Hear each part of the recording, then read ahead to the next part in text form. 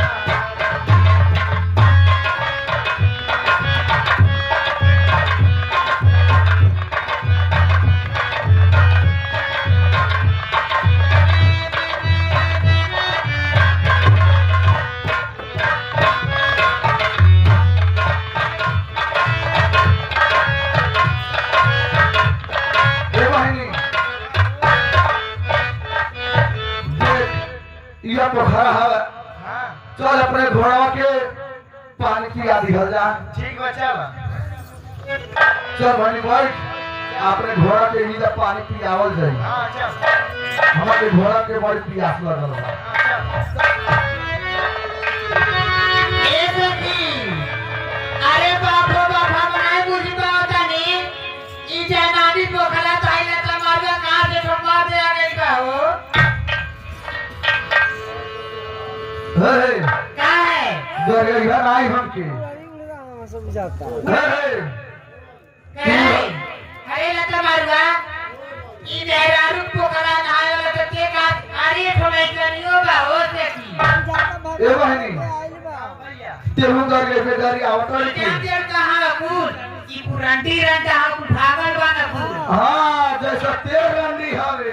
अरे लता भागल बा अपने बहनिया के हे क्या है हमार बहिन है तोर बहन है तब का अरे लता मारो तने बहने दिखाते है हे जबान सीधा करके बोली हे मैं तो देखा थे क्या लेके आता जो अपने बहनिया के लिए को छरकिए रे मुंडा पियाना हे क्या है हे घोड़ा देखा थे अरे हां टिक टिक वाद तो चल जाए हुए कहाई करेला तो वो घोड़ा है तब का है भाई माटी के घोड़ा है। अरे कोहरा के देखिया आर बोले लगे सरबती अरे बोले के नहीं जाना और कोहरा के देखिया आर बोले लगे सरबती अरे बोले के नहीं जाना अरे हो सका बोले के नहीं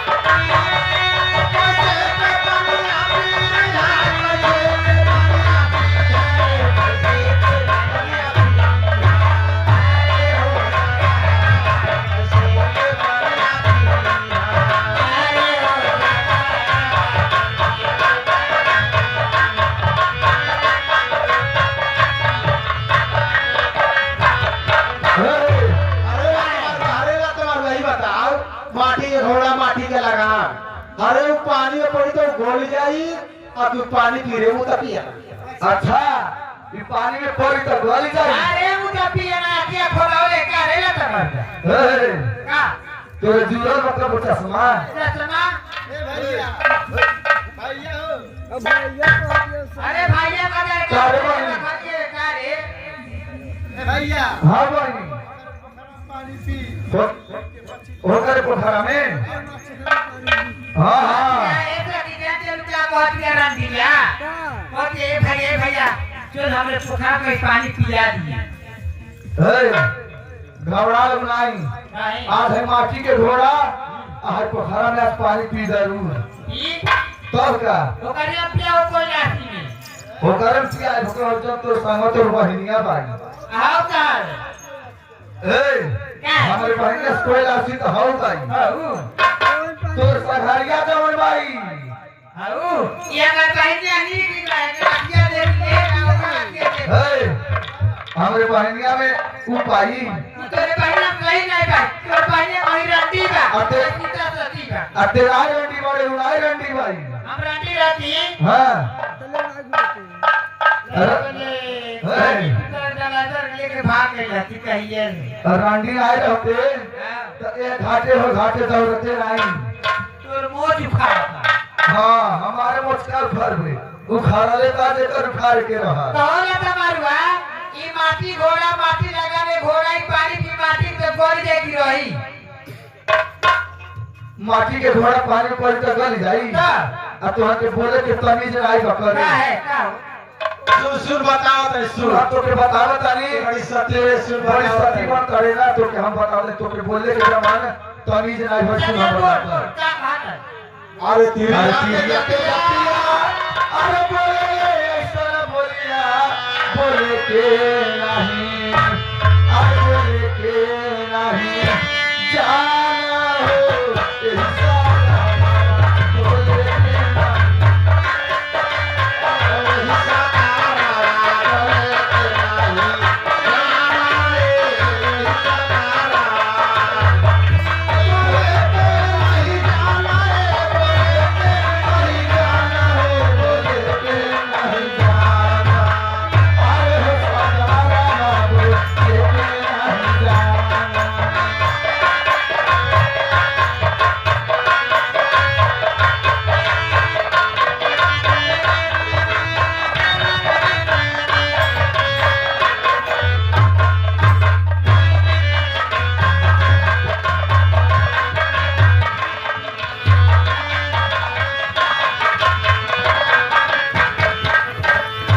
माटी के घोड़ा माटी के लगानिया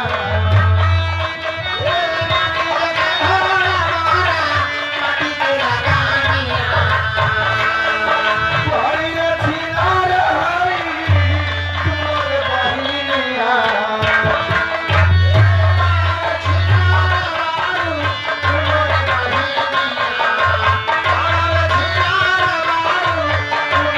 अरे हे सुनो हम बता करी अरे रहली हुआ भागी रमाई अरे रहली हुआ भागी रमाई तेहली का पाथर के जन्म काहे ना पनिया हे अरे काहे ना पनिया बिहार हिस्सा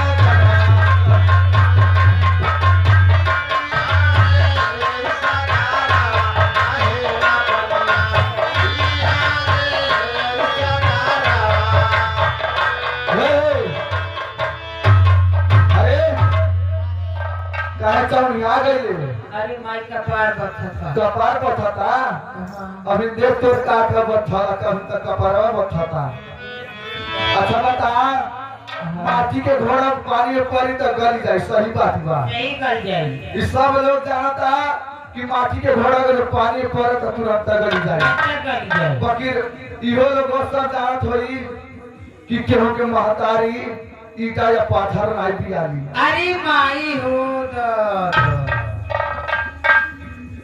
ए बहनी चल हमारे के घरे चले अबे हर के जवान हमारे पास के ताना मारे के रहल ताना वाद ही सब है। अब चल हम पास अपने घर चल जा। चल अरे बाप रे की बात किया रो चाचा चाचा कोहारा के हम नौले नहीं रो वाले कन्या ना उठा पुलिस आओ पुलिस दादा अरे बुढ़िया तो के जान नहीं पड़ी क्या हो बोलो पार रखनी थी। ए तू काहे दे रात यार हो ई जो चलिया लो रात माता सो दिलो डांडे डांडे कहां तक पत्ता पत्ता ये तो पर पार लगा ये रात के तब रीतिर के छितिर कोई नहीं दे तब हमर हायरू नाम ना ठीक बा।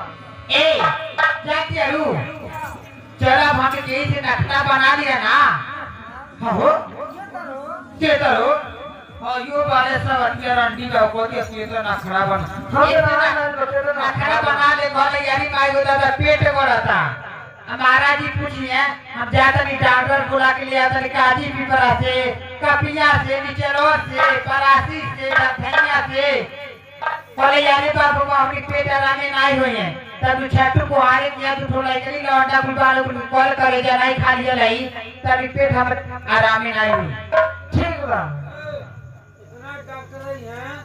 अरे हमारे राजावा हो राजावा अब ना की अब हमारी जाइबे हो राजावा अरे हमारे राजावा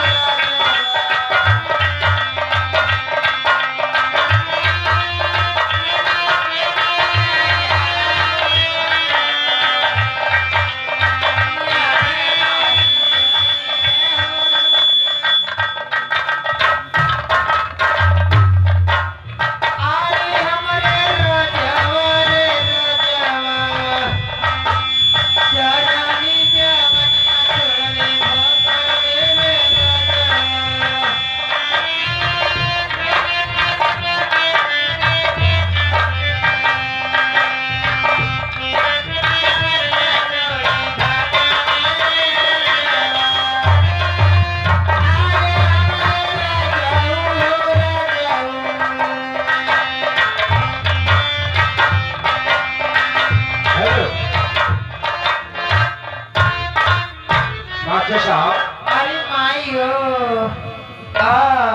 ये अचानक अरे माई हो पेटवा गोलो तो मास्टर साहब ये अचानक अरे माई हो तनके गुस्सा भतो कहीं मास्टर साहब एक कैसे अचानक ये हमारे दरबार में रुवाई की आवाज सुनाता। अरे मार रजेऊ पेटवा गोलो तो अरे माई जल्दी से लो रजेऊ ये लोगों को पेट में दर्द है अरे माई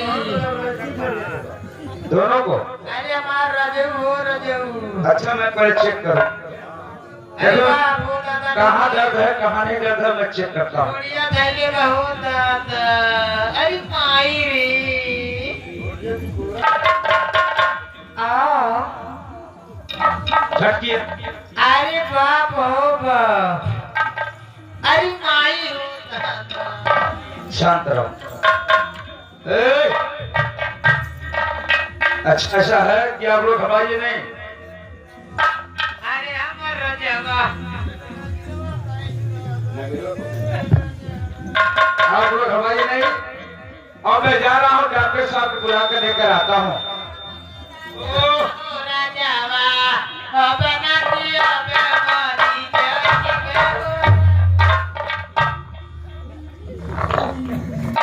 आप लोग क्यों न रो रही हैं? आप लोग पेट में दर्द हो तो आप लोग घबराइए नहीं। बढ़िया धैले बा के अरे हाय भले डराए बाजे अभी टोपी का वो मार समझ का ऐसा है कि मैं जा रहा हूँ कोई अच्छे से अच्छे डॉक्टर साहब को बुला कर लेकर आ रहा हूँ अच्छा और आप लोग को मैं एक इंजेक्शन लगवाऊंगा हाँ और साथ में दवा दिलाऊंगा। हाँ आप लोग का पेट का दर्द आराम हो जाएगा। अरे माई हो दादा अरे रे कितनो डॉक्टर बैठा बोलाई हमें पेट आराम नहीं हुई है जो छोटा वंडा कुली बाने कोई कुल के कॉल करे जा खा लिए लाई तब पेट आराम हो जाए। क्या हाँ जो हमारे राज में छठू कुहार आता है, अरे भाई हो। क्या उसके 2 बच्चे हैं, एक लड़की एक लड़का, और बच्चों का कौल करेगा चाहिए। वो 2 बच्चों का कौल करेगा खाने से आप लोग का पेट का दर्द आराम हो जाएगा। आराम हो जाए। वाह भाई वाह। अच्छा ठीक है, चलिए आप लोग दरबार में।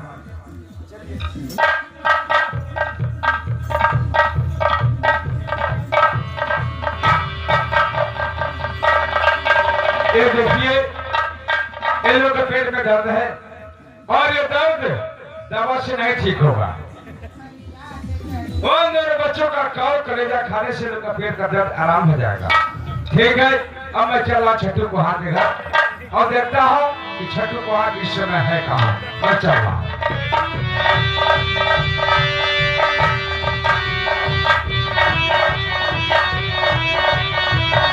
छठू को हाथ का मकान तो इन्हीं का। ठीक है, मैं आवाज लगाऊं। छठू को हार, अरे वो छठू को हार। जी मालिक। मालिक मालिक मालिक नमस्कार नमस्कार। खुश रहो छठू को हार, खुश अरे रहो। मालिक आप? जी हाँ। अरे मालिक आप कैसे हमारे दरवाजे पर है? छठू को हार देखो, एक बहुत जरूरी काम पड़ गया है, इसलिए मैं श्वेत जगह तुम्हारे दरवाजे पर आया हूँ। अरे महाराज आप थोड़ा से अगर सनेसा अगर पठा दे होती तो हम सोच आपके दरवाजे आगे होती। नहीं छठू को हार, संदेशा पठाने की आवश्यकता नहीं था, इसलिए बहुत जरूरी आ गया तो मैं श्वेत जगह के आ गया। महाराज बताइए, ये गरीब के द्वारे पर आप आयल बने, बताइए आपके हम का सेवा करें? नहीं छठू को हार, कोई सेवा मत करो, तुम्हारा सेवा मुझे मंजूर है। लेकिन छठू को हार, मैं इसलिए आया हूँ कि तुमसे एक जरूरी काम पड़ गया है। का हमरा से? जी हाँ। आखिर कौन जरूरी काम बा महाराज? ये बताओ छठू को हार, जो सामान जो चीज मैं मांगूंगा क्या वो मिल जाएगा? मालिक क्या हमारा लगे कौन ऐसा सामान बा कि आप खुद चल के आए बानी? जी हाँ। आखिर वो चीज का हो कि हमारा पास बा आपके पास नहीं बा? छठू को हार देखो, अगर तुम हाँ कहो तो मैं कहूँ। मालिक एक गरीब के पास कोनो चीज नहीं बा मालिक, बस अपन मेहनत से 2-4 पैसा कमाई ले और रोजी रोटी इतने से चलाई ले। हाँ मैं आता छठू को हार, ये तो बात सच है, लेकिन तुम्हारे पास जो चीज है अगर कहो तो मैं कहूँ। आखिर मालिक आप बोले, आखिर क्या कहे चाहते हैं? क्या जो सेवा मांगा मिल जाएगा? महाराज अगर हुई तो आपके लिए बहाना नहीं हुई महाराज। ठीक है छठू को हार, अगर बहाना नहीं तो देखो मैं मांग रहा हूँ। देखो छठू को हार, तुम्हारे पास 2 बच्चे हैं, एक लड़की और एक लड़का। उन 2 बच्चों को मेरे हवाले कर दो ताकि उन 2 बच्चों को अपने दरबार तक लेकर जाऊंगा। क्या मालिक हमारे बच्चन